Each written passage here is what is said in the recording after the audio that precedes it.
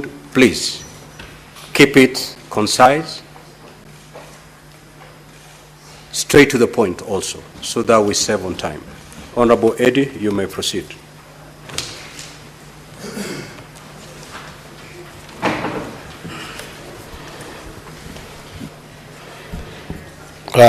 Thank you, Mr. Speaker. This is a request for a statement on the unfortunate death of Albert Ojwang while under police custody. Mr. Speaker, sir, once again, I do rise pursuant to Standing Order number 53-1 to seek a statement from the Committee of National Security, which now has informed this, on a matter of national concern regarding the tragic death of Mr. Albert Ojwang, who is a resident of both Migori and Homa Bay counties under police custody. And Mr. Speaker, sir, desirably so, in this statement, Mr. Speaker, I noticed that the death of Mr. Ojwang has caused widespread grief and outrage within the country. And Mr. Speaker, the late Mr. Ojwang sustained fatal head injuries while in police custody at the Central Police Station in Nairobi, following his arrest by police officers in Homa Bay County, raising serious concerns and questions about police brutality, abuse of authority, and the lack of immediate accountability by the responsible officers. Mr. Speaker, therefore, in this committee, the following should be addressed. The circumstances that led to the death of Mr. Albert Ojwang, including a detailed account of the events surrounding his fatal injury.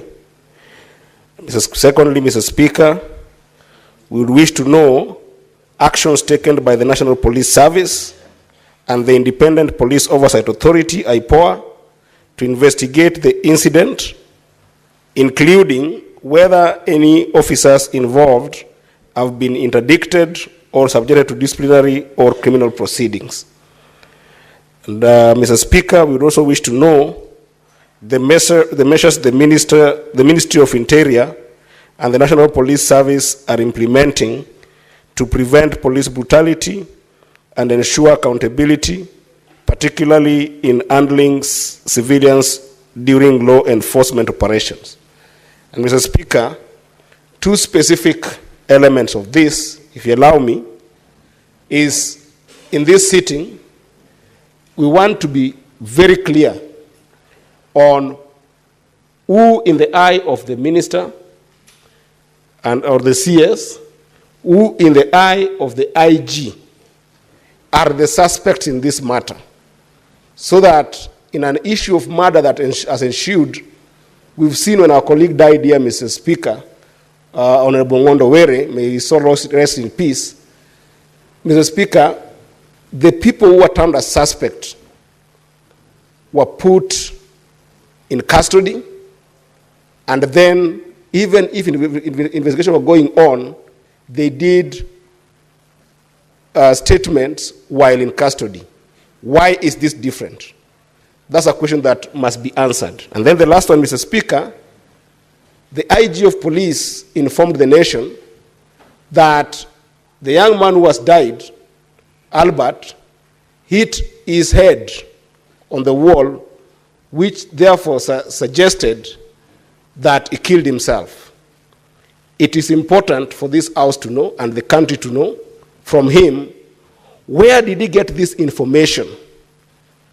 And now that the autopsy has been conducted that says the contrary, what has the minister done in terms of taking responsibility on those two accounts? I thank you, Mr. Speaker. Honorable CS, you may now proceed. If there's some aspects that you need your team to also take to the stand, you may allow them. You may proceed. Thank you very much, Mr. Speaker. The Speaker, I am here today pursuant to your invitation to appear before this House to address this very serious matter of the death of Mr. Albert Ojwang. Mr. Speaker, the tragic death of Mr. Albert Ojwang while in police custody has deeply pained the conscience of our nation. Parents have lost their only child, and I acknowledge this not as an isolated issue, because one life lost, Mr. Speaker, is under such circumstances like Ojwang is a life too many. Mr. Speaker, I am, as a parent, as a citizen of this republic, and as the person with the responsibility of presiding over this important ministry of government, Mr. Speaker, it is regrettable that such an act happened in our nation, particularly in the hands of the police officers. Mr. Speaker, I'd like to send my personal condolences to the family of Mr. Albert Ojwang, to his father, to his mother, to the wife, to the only child, Mr. Speaker, and the entire family, and to promise them that, Mr. Speaker, as a government official, I will cooperate, I will put every effort within my ministry to ensure that justice is served to this family, and, Mr. Speaker, that those who were involved in this action, Mr. Speaker, will be punished severely so that it becomes an example that, Mr. Speaker, such an act should not happen within a police custody. Mr. Speaker, I know this is not an isolated issue. The issue of police brutality has been part of our national discourse for far too long. Mr. Speaker, yesterday there was no mechanism for holding police officers accountable.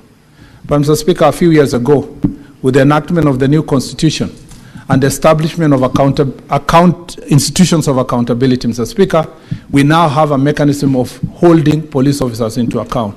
And that's why, Mr. Speaker, courtesy of that legal framework and the people of Kenya under their constitution, Mr. Speaker, a number of police officers who have performed, who, Mr. Speaker, have committed such heinous acts have been held into account.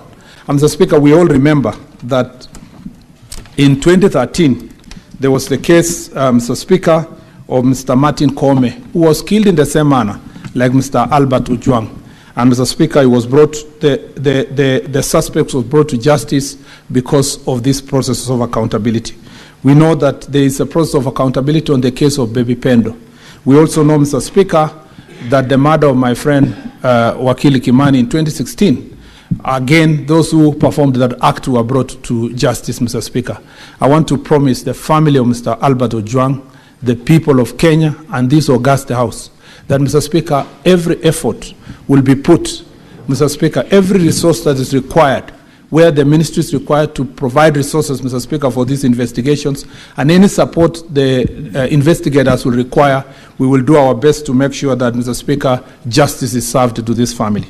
Mr. Speaker, I want to bring to the attention of this House of Article 245 of the Constitution. Mr. Speaker, the 245(4) of the Constitution is very clear, Mr. Speaker, that the Cabinet Secretary responsible for police service, which in this situation is myself, Mr. Speaker, may lawfully give direction to the Inspector General with respect to any matter of policy for the National Police Service. Mr. Speaker, as a result of this provision, we have enough legal framework, we have policy framework, Mr. Speaker, that as the police service are under proper guidance, Mr. Speaker, to make sure that this issue of police brutality is dealt with. But, Mr. Speaker, I want to read the proviso, Mr. Speaker, to that very important provision, that Mr. Speaker, in respect, but no person, including the CS, may give direction to the Inspector General with respect to investigation of any particular offense or an offenses. Mr. Speaker, the enforcement of the law against any particular person or persons. And 3, Mr. Speaker, the employment, assignment, promotion, suspension, of dismissal of any member of National Police Service. Mr. Speaker, we all know that because of our robust constitutional order, the independence of institutions is an extremely important value in our Constitution. And as a result, Mr. Speaker, to insulate the National Police Service from interference from the executive, even the President, Mr. Speaker, is barred from giving directions to Inspector General of Police in regard to any investigations that are going on in a particular matter. So my position, Mr. Speaker, is confined in law to the place where I give either policy directions that must be put in writing under Article 245 of the Constitution, and, Mr. Speaker, also to provide support, financial support, Mr. Speaker, and other resources that the Parliament, Mr. Speaker, has also the responsibility to provide these resources through the relevant institutions. So I sympathize with the position of Honorable Eddy. Mr. Speaker, I agree with him that something has to be done. But, Mr. Speaker, he has asked a very pertinent question as to who is the culpable person through my eyes. Mr. Speaker, unfortunately, the Constitution did not give me the eyes to see who is culpable. Those eyes have been given to the investigatory authorities under 245 of the Constitution, and that is why you rightly invited me, but also invited the independent institutions, Mr. Speaker. I am confident, and this is the promise I give to the people of Kenya, that we will do everything within the means to ensure that there is no interference, there is no shielding of any individual, there is no cover-up, Mr. Speaker, from the part of the executive, and that, Mr. Speaker, that the Inspector General of the Police and the Independent Police Oversight Authority, which again, Mr. Speaker, in Article Section 4 of the IPOA Act, have been given independence, Mr. Speaker, in all matters of investigation regarding matters related to police brutality and police Mr. Speaker, crimes committed by police officers. Therefore, Mr. Speaker, should questions arise that touch on policy issues, that touch on the ministry's policy contribution, Mr. Speaker, I am more than happy to respond. But I am glad to note that, Mr. Speaker, we have with us the Inspector General of Police, who exercises that independent authority, Mr. Speaker.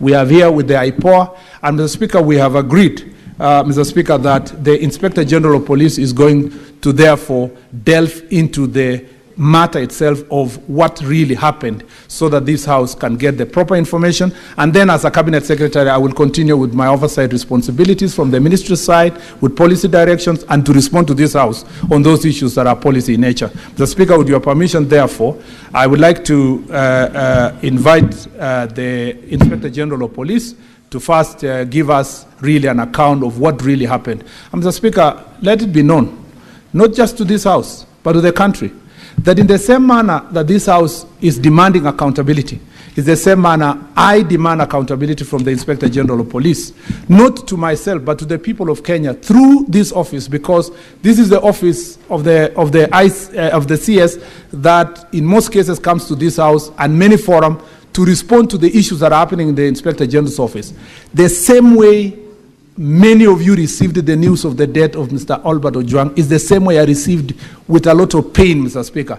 And I would never want this issue to continue because I sat, Mr. Speaker, where Senator Cheruiyot, Majority Leader, sits. And I sat behind there, Mr. Speaker, where Senator Chuto sits in the last Parliament. And, Mr. Speaker, there were cases of police brutality, including of arresting our colleagues in this House.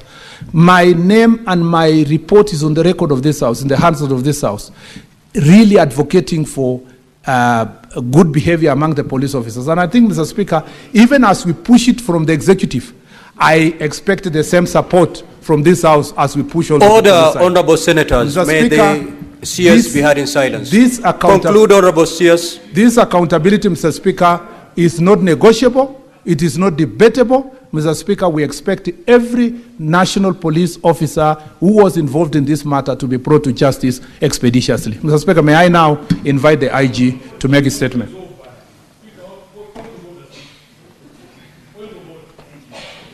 Senators will have an opportunity to speak.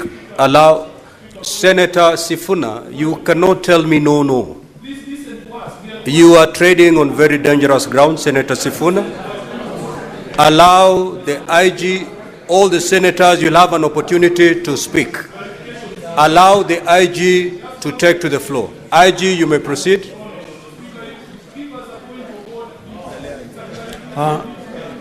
Thank you very much, Mr. Speaker, sir.